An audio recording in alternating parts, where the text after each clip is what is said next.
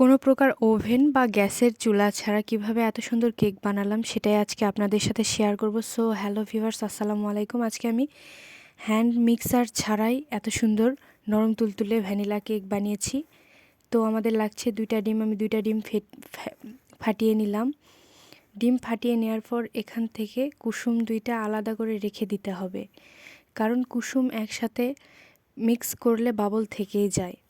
তাই কুসুম 2টা আলাদা করে রেখে এখানে আমি 1 কাপ পরিমাণ চিনি দিয়ে নিচ্ছি। আমার মেজারমেন্ট কাপ ছিল না, তাই আমি রাইস কুকারের কাপটাই ব্যবহার করেছি।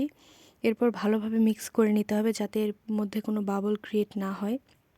চিনিগুলো না গললে কিন্তু কেকটা ভালো হবে না, ফুলবেও না ভালো। 10 মিনিট ভালোভাবে এভাবে মিক্স করে নিতে হবে চিনির সাথে। যখন এত সুন্দর একটা টেক্সচার আসবে তখন ডিমের কুসুম 2টা এর মধ্যে দিয়ে দিতে হবে, দিয়ে আবার ভালোভাবে মিক্স করে নিতে হবে। যত মিক্স করবেন তত আপনার কেক ভালো ফুলবে এবং এর ভিতরে কোনো বাবল ক্রিয়েট হবে না। তাই আমি হাত দিয়ে আজকে ভালো করে মিক্স করে এত সুন্দর কেক বানিয়েছি, কোনো হ্যান্ড মিক্সার ছাড়াই। আমি হাত দিয়ে ফেটিয়ে ফেটিয়ে এত সুন্দর একটা ঘনত্ব এনেছি। তো আপনাদেরও এটা খেয়াল রাখতে হবে। এরপর এখানে লেবু দিয়ে দিচ্ছি যাতে কোনো গন্ধ না লাগে। তারপরে আমার এই চালুনি ছিল, এখানে চেলে নিচ্ছি যাতে বাবল ক্রিয়েট না হয়।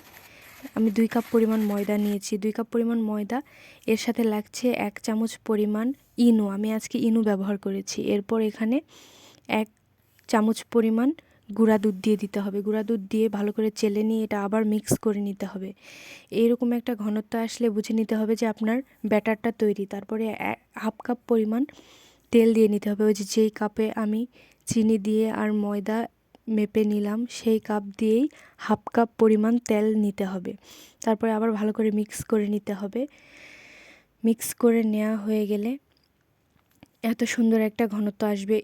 এর থেকে বেশি পাতলাও করা যাবে না, এর থেকে বেশি ঘনও করা যাবে না। এরপর রাইস কুকারে আমি একটু তেল দিয়ে নিলাম। তেল ব্রাশ করে নেওয়ার পর এখানে কাগজ দিয়ে নিচ্ছি। এই কাগজের উপরেই ব্যাটারটা বসাতে হবে। তো আমি ভালো করে এখানে 2টা কাগজ দিয়ে নিলাম। 2টা কাগজ দিয়ে নিয়ে এর উপরে আবার কিছুটা তেল দিয়ে ভালো করে মেখে নিলাম যাতে কেকটা নিচে লেগে না যায়। আবারও তেল দিয়ে নিয়ে মেখে নিচ্ছি যাতে কেকটা নিচে লেগে না যায়। এভাবে মাখানো হয়ে গেলে ব্যাটারটা এখানে ঢেলে দিতে হবে। মনে রাখবেন তেল না দিলে কিন্তু কেকটা লেগে যাবে, নিচে অবশ্যই তেল দিয়ে দিতে হবে। এরপর ব্যাটারটা ঢেলে নিয়ে ভালো করে নাড়াচাড়া করে রাখতে হবে যাতে কোথাও কোনো বাবল ক্রিয়েট না হয়। তারপর উপর থেকে একটু বিস্কুটের গুঁড়া আর কিশমিশ দিয়ে দিতে হবে। এগুলো আমার বাসায় হাতের কাছে ছিল, তাই আমি আজকে এগুলো দিয়েই কেক বানিয়েছি। এগুলি দিয়ে ভালো করে লাগিয়ে দিতে হবে। দেওয়ার পর রাইস কুকারটা বসাতে হবে। এরপর ছিদ্রটা বন্ধ করে দিতে হবে। এরপর 30 মিনিট অপেক্ষা করার পর এই যে দেখুন কত সুন্দর কেক তৈরি হয়েছে।